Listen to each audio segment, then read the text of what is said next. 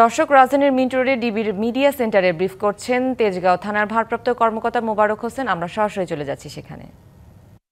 আসামিকে গ্রেপ্তার, ঘটনায় ব্যবহৃত সরবরাহকৃত অর্থ, ঘটনায় ব্যবহৃত মোটরসাইকেল, 2টি পিস্তল,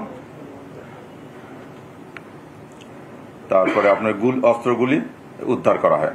অভিযানকালে আসামি ফারুক, রবিন, শামীম ও রুবেলকে নরসিংদী সদর থানাধীন ভেলানগর হইতে গ্রেপ্তার করা হয়।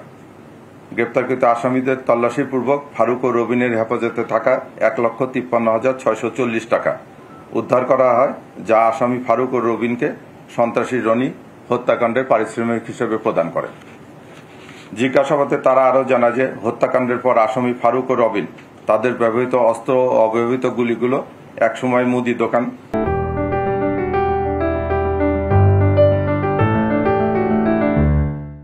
দোকানি বর্তমানে কাফরুলের বাসিন্দা শীর্ষ সন্ত্রাসী রনির নির্দেশে আসামি রুবেলের হেফাজতে প্রদান করে।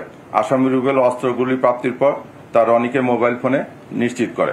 প্রাপ্ত তথ্যের ভিত্তিতে রুবেলকে নিয়ে মোহাম্মদপুর থানাধীন রায়েরবাজার এলাকায় অভিযান পরিচালনা করে অপর গ্রেপ্তারকৃত আসামি ইউসুফ, উনি পেশায় দর্জি, তার বসতবাড়ি থেকে তার দেখানো মতে 11/11/2025 তারিখে 23টা 5 ঘটিকায় 2টি বিদেশি পিস্তল, 6 রাউন্ড গুলি, 2টি ম্যাগাজিন উদ্ধার করা হয়।